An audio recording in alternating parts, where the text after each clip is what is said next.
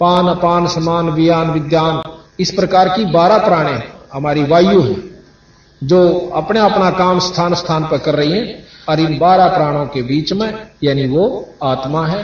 और उस आत्मा का जब हम निरीक्षण अपना आत्म स्वरूप देखेंगे, जब हम ईश्वरीय जो शक्ति का अपने अंदर संचरण करेंगे, और जब हमारे अंदर ईश्वरीय शक्ति संचरण हो जाएगी तो हम ईश्वर रूप हो जाएंगे।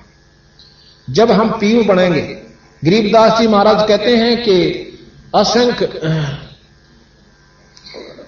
कि असंख्य कोट ब्रह्मा हुए और असंख्य हुए ईश, वह वाणी अच्छी तरह याद नहीं मेरा, और साहिब तेरी बंदगी से जीव हो जा जगदीश। कह रहा कितने तो ब्रह्मा हो लिए और कितने का भगवान जा लिए, पर सतपुरुष पूर्ण परमात्मा पूर्ण ब्रह्म की के नाम के जापते बंदगी से भजन से, और ये जीव भी जगदीश हो जाता है, परमात्मा स्वरूप हो जाता है। परमात्मा में के गुण होते हैं वो हम आपको बताएंगे, और परमात्मा कौन कौन हुए वो भी आपको बताएंगे, और कौन कितने परमात्मा हुए। जैसे मनुष्य है, बच्चा है, पढ़ रहा है, पढ़ के डीसी बन जाएगा, पढ़ ले भाई, कोई भी बन सके। तो इसी प्रकार जिसने नो कहा कि ना भाई डीसी तक कोई एक आदाय बना कर, वह चीज अलग से उसके लेवल का और अफसर बन जाएगा, वो सुविधा आपको प्राप्त हो सकती है किसी और अफसर से, यानी वो कार्य शुरू कर दे एक बार। तो इसी प्रकार अंत कोट ब्रह्मा होए अंत कोट होए ईश, और साहिब तेरी बंदगी से जीव हो जा जगदीश। तो हमने जीव से जगदीश बनना है, जीव से पीव बनना है।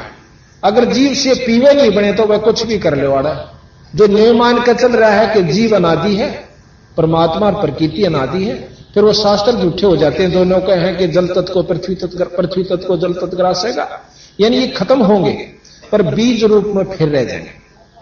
और जब बीज भी खत्म होगा, जब हम सतलोक में चले जाएंगे, एक नाम का जाप बताए विशेष और विधि से पूरे गुरु से लेकर के, और फिर हम उस सतलोक में पहुंच जाएंगे जहां पर ये हमारे ऊपर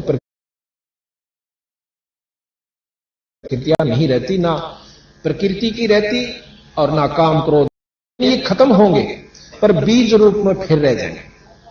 और जब बीज भी खत्म होगा, जब हम सतलोक में चले जाएंगे, एक नाम का जाप बताए विशेष और विधि से पूरे गुरु से लेकर के, और फिर हम उस सतलोक में पहुंच जाएंगे जहां पर ये हमारे ऊपर प्रकृतियां नहीं रहती, ना प्रकृति की रहती और ना काम क्रोध मोह लोभ अहंकार की होती।